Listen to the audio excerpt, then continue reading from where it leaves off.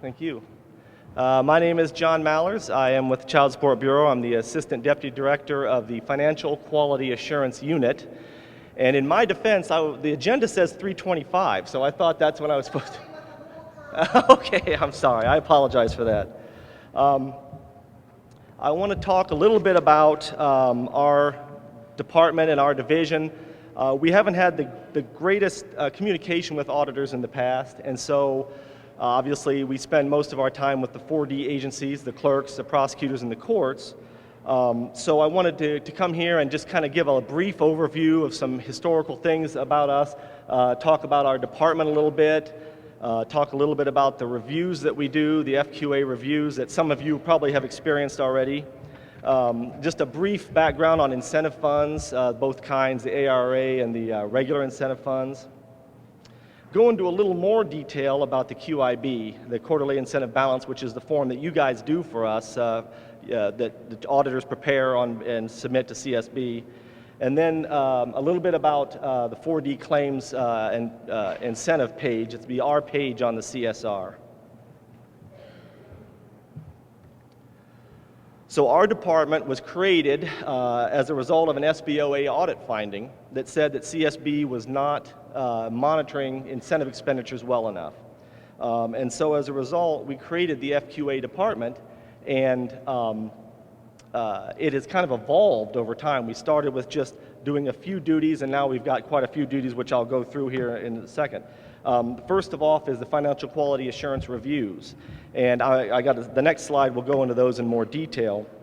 We also do county office visits, where if a county is setting up a new 4D court, if the county has questions on a project or claiming or that sort of thing, we're glad to go out and meet them or do it by telephone call. We also put out quite a bit of guidance on various issues that come up, specific issues that need addressing. We do incentive fund reviews every quarter, where we look at the quarterly balance, like the QIB balance at last quarter. We look at the expenditures and the revenue for the current quarter, and we compare that to the QIB balance and do reconciliations of those for all 92 counties. We also look at monthly expense claims every month, and then every 6 months we do kind of an analytical review. We'll review it that month, the year before, and the year before, and see if there's significant changes one way or the other. And if there is, we'll kind of address what the cause of that is, and if they're about the same or there's not much change, then we kind of move on from those. And the last thing we do is we follow up on SBOA audit findings. And we follow up to make sure that the corrective action plan is being followed through with. Okay, so the FQA reviews. Again, this is a result of an SBOA audit finding. The FQA reviews, we review 1/3 of the counties every year. We started with pilot counties in 2015. And then 2016 was the first full year that we looked at these counties. At 2017, right now, we're about halfway through. And then 2018 will be the last year of our first initial round of FQA reviews. And essentially what we do is we try to make sure that the amounts claimed are proper and accurate. So we will go through and pick a year, 2016. We'll review a quarter of that year. We'll look at, and when we come to we'll visit the county, we talk with the 4D agencies, schedule a meeting with the clerk, the prosecutor, the court, and the auditor. We'll go through a questionnaire of various information, trying to determine the procedures and processes used by the county, get all the information and documentation they have. Then we'll recalculate the monthly expenditure claims for 3 months and compare to what the county submitted. And if it's relatively close and there's no issues, generally speaking, then we may have a recommendation regarding some documentation or something like that, but generally speaking, we kind of move on. Now, if there's significant differences in those 3 months, we'll expand the review to the year and look and see what differences it is. And more often than not, there's an underclaiming for the year. So we'll look at the full year, see what the underclaiming amount is, and generally that's an amount the county can pick up as a quick reimbursement, and then that's additional revenue they'll have going forward. So the point of the FQA reviews is to determine if the proper procedures and claiming amounts are accurate. Another reason is to look and to ensure that offices are maintaining the supporting documentation. Now, we go through this over and over again. Any training we do, any reviews that we do, anytime we're in front of county officials, documentation is the big thing. You have to be able to justify the amounts that you're claiming on this federal grant. And so that's one of the best things about the FQA reviews, that it helps tighten up the documentation, making sure the timesheets are there, making sure the calculations are all there, so that there's no issues going forward. We also support offices on internal controls, making sure there's separations of duties. The real internal control issue with these FQA reviews would be separation of duties. So you have, when you're completing the claim or whatever in the 4D expenditure portal, you have a different person doing the preparing than is doing the certifying or the signing of the document. So we kind of help inform and ensure that that's going on. Like I said, a lot of times we find expenditures that counties are missing, so it helps maximize the amount of reimbursement that counties are getting in the monthly reimbursement claims. And again, we review expenditures from incentive funds, and during the FQA reviews, we're looking more at the type of expenditures out of incentive funds, making sure that they're eligible for the expenses. The last thing I want to mention is something that we're doing coming up this year is a risk assessment system, whereby we are going to start grading counties on how they do in the FQA reviews. So how they do in the monthly and quarterly reviews, how they do on the SBOA audits. And if they have a real good score, their documentation is good, their claiming is good, then we can push them off to every 3 years and maybe even not do quite as extensive a review going forward.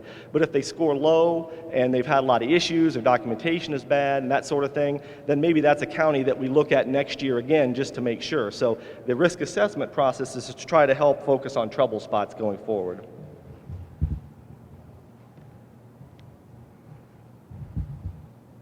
Wait, did that change? I went the wrong way. There we go. Incentive funds. I know a lot of us are familiar with incentive funds. I just wanted to go over it real briefly. There's two types of incentive funds. There's regular incentive funds, which are the normal ones that people think of. They're the ones that revenue comes in every quarter and goes into the three incentive funds that are the regular ones. Let me step back a little bit. Incentive funds are a separate revenue stream for counties. They're separate and distinct from the reimbursements that counties get. The reimbursements are based on expenditures that the counties incur enforcing child support orders. They incur those expenditures, they go back and claim a reimbursement. That generally goes into the general fund. It might go into some other funds, but mostly goes into the general fund. Incentive funds is a separate revenue stream that comes in from the federal government. States compete with each other for incentive funds based on some performance factors and performance measures.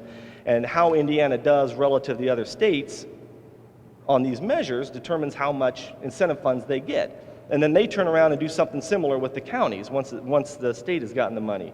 And when the counties get their money, this slide shows how that is allocated at the county level.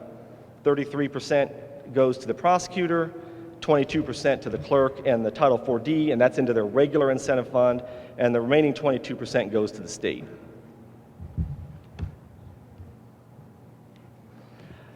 Incentive funds, just a few little bullet points about those. They must be spent only on 4D related items. So the example, and that's based on the kind of the use of the expense. The example we always like to use is a copier in a prosecutor's office that's used, say, 50-50 between criminal and child support. If it's a lease on that copier, you can pay half of that cost out of incentive funds. So it's based on the use of the asset. It can only be on the 4D portion of the use of whatever the expense is. They are not reimbursable. Incentive fund, like general fund expenses, you can get a 66% reimbursement if it's 4D related. Incentive funds are not reimbursable. They are meant to enhance or supplement what the county is already spending on its child support function. So the county already has levy money going towards child support function. Incentive funds are meant to enhance that, not replace those funds. And generally, incentive funds do not require appropriation. Now, they can only be spent by the 4D agencies with a cooperative agreement with Child Support Bureau.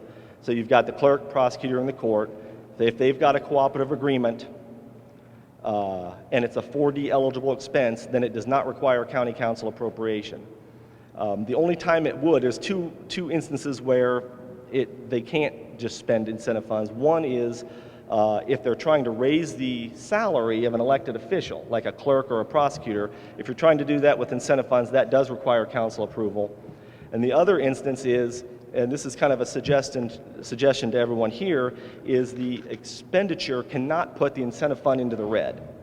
So if it's even if it's an otherwise eligible 4D expenditure coming from a clerk with a cooperative agreement, it can't put the fund into the red. And even if you think, well, you know, there's a distribution coming and it's going to be in the red just for a little bit, that's not allowed. So if there's an expenditure and you notice it puts one of the incentive funds into the red, you need to go back to the elected official and try to figure out some other methodology for making that payment. And the last point I wanted to make about incentive funds was the Title 4D incentive fund, Fund 8895. If you remember the previous slide, it talked about a prosecutor's incentive fund, a clerk's incentive fund, and then this Title 4D incentive fund. Anybody who has a cooperative agreement with CSB can spend out of this incentive fund, the 8895. The clerk can only spend out of theirs, prosecutor can only spend out of theirs, but any of them can spend out of this one. And so we recommend, and have recommended a lot to people as we go out around the state, that it's best to try to have some sort of agreement with all the parties involved about the use of this money, whether it's budgeting the fund or a capital improvement plan or however you want to call it. Make sure everybody's on the same page as to how much is going to be spent by whom and when, so there's no misunderstandings.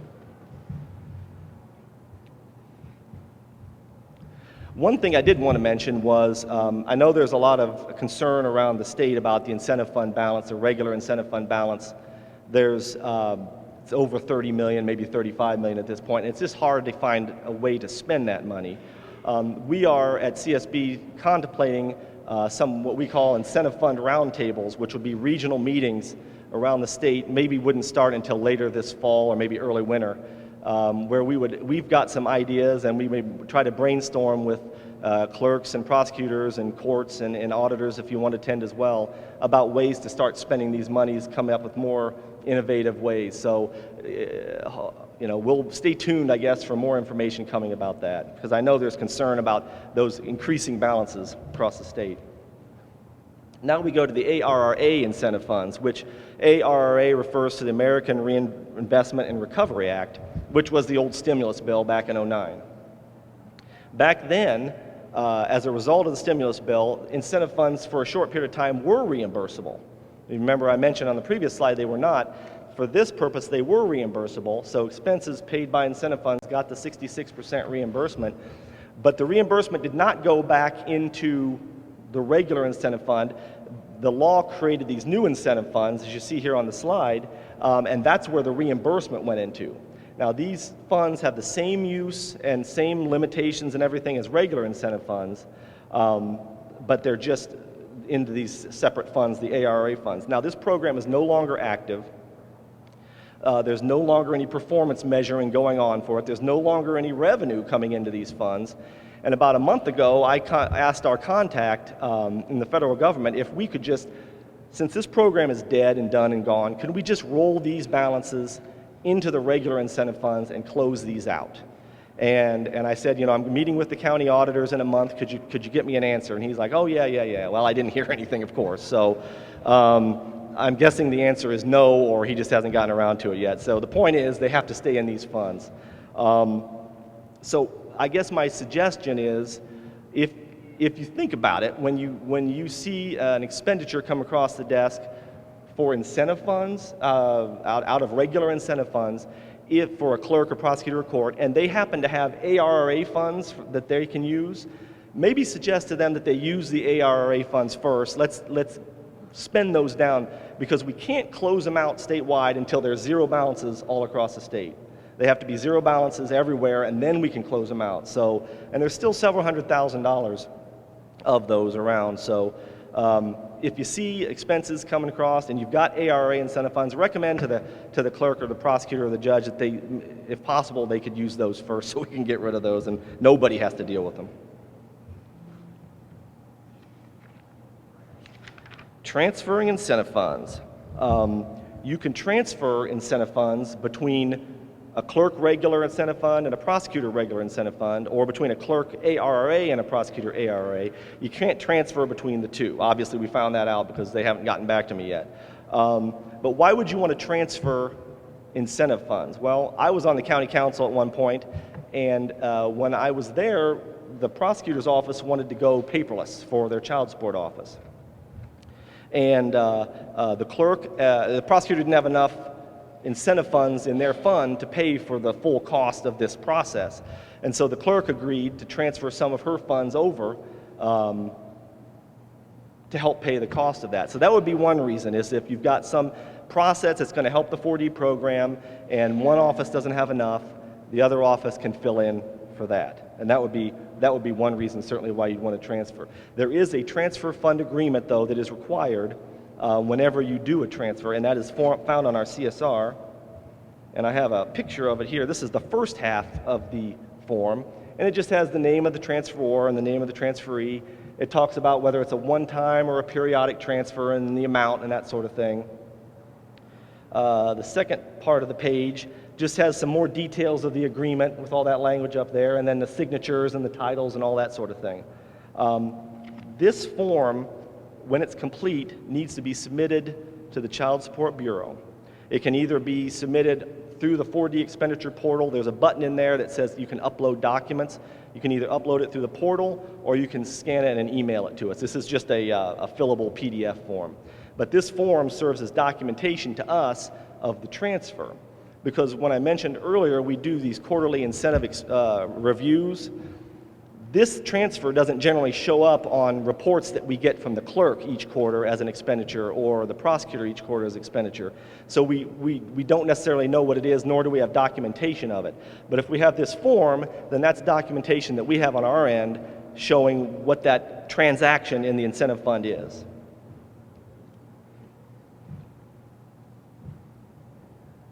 Now, the quarterly incentive balance report, and again, this is a report that a lot of you are probably familiar with. It is the one report that you guys do submit to us related to Title 4D.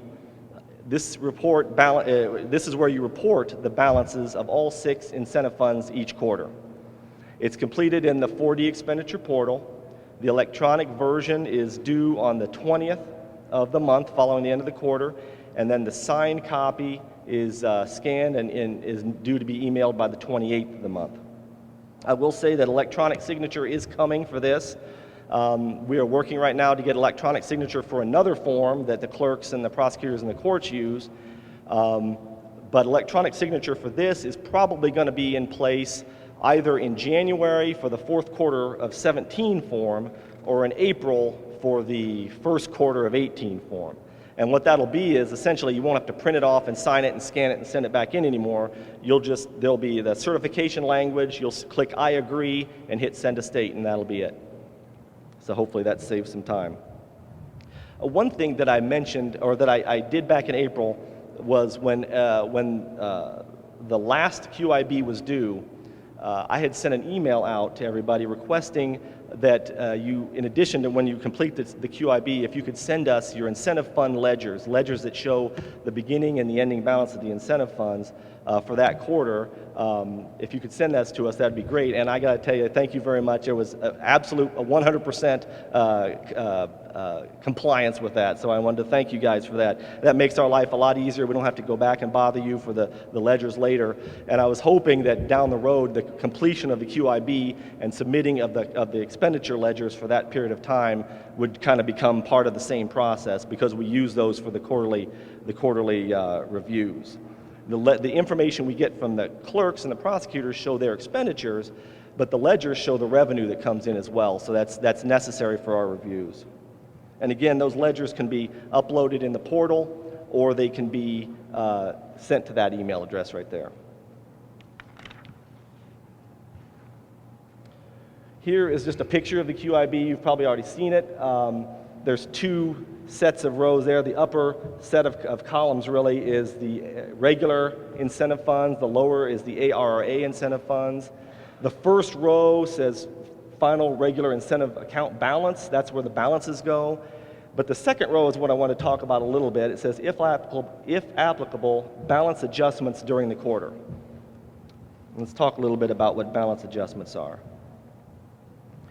These are transactions that occur that we need to have documentation for that we just aren't going to get anywhere else. Like I mentioned a minute ago, the clerks show transactions or expenditures that they make. The ledgers show some revenue that comes in, and we know the distribution amounts that come in. But there's certain transactions here, balance transfers, the cost plan fee, and interest income that really don't show up anywhere else. And we need, for our documentation, we need to have some sort of information that says what these are. So the balance transfers we already talked about. Those are that form that I showed you. And let me go to the next slide here real quick. Balance transfers are a negative and a positive adjustment.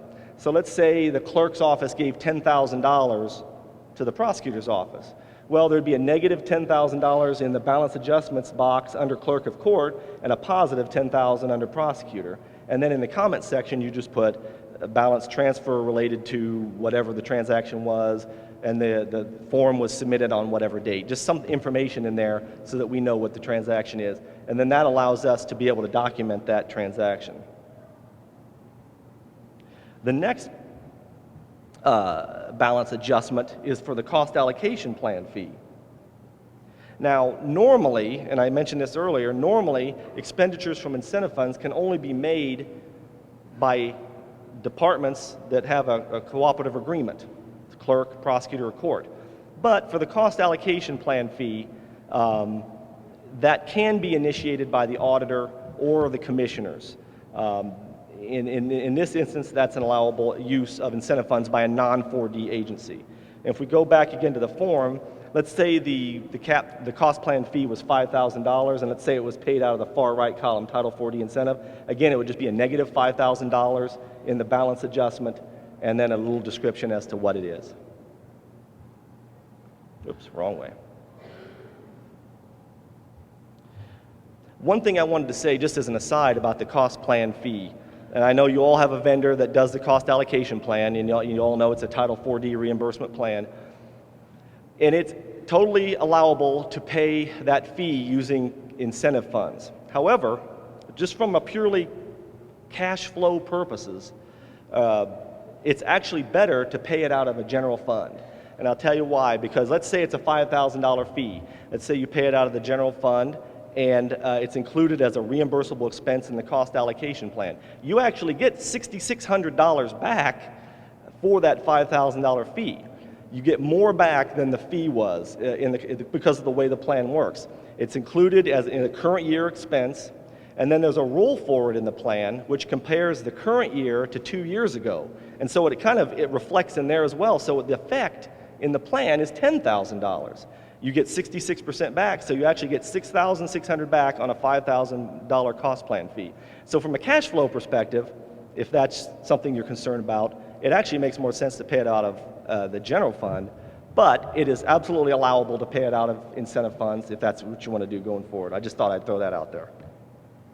And then interest income, obviously, if you have your incentive funds in an interest-bearing account, for whatever reason, then that would be a positive adjustment in probably one or all of those things there. All right, the last thing I want to talk about is just a little bit about our 4D claims page and some of the information that's on that. You can see in the top left there's 3 categories, and I'll go over those here in a little bit. Just down from those in the middle, there's the incentive fund transfer agreement. So if there's somebody in your county that's contemplating transferring incentive funds for a project or something, that's where the document is right there. Off to the right side, there's the 4D expenditure portal link. So when you're going to prepare the QIB and enter the information each quarter, that link is where you go to get to the portal. Now, the first category that I talked about is claims guide, other guidance, and inventory listing. This is, and again, this is going to be more for clerks, prosecutors, and courts, and I understand that, but I did want to at least address it with you guys so that you're somewhat familiar, if you aren't already, with some of the information that's on here. Again, there's a lot of guidances on specific issues here. If you look next to the bottom, there's the 4D expense reporting and reimbursement complete guide. It's the second from the bottom. That is our complete and total guide of all issues that we've run across, all methods of calculating these expenses, what's eligible and what not. Any question you have related to 4D claiming, you can probably find in that expense reporting guide. It's a great resource. The second category deals with portal guidance. So if you're doing the QIB in the portal, we have a 4D Claims QIB Smart Guide there. So if you've got questions as to where to put something or what the next step is, the Smart Guide right there. And I think I submitted that as part of my materials for this as well. And lastly, these forms are mostly for clerks, prosecutors, and courts. These are documentation for personal services, time sheets, and that sort of thing that they use to document and justify the amounts that they claim. Well, that is all I have. I appreciate your time very much. If you have any questions, I know it's the end of the day, but I'll hang out here for a little bit. Here is our contact information, and thank you very much for your time.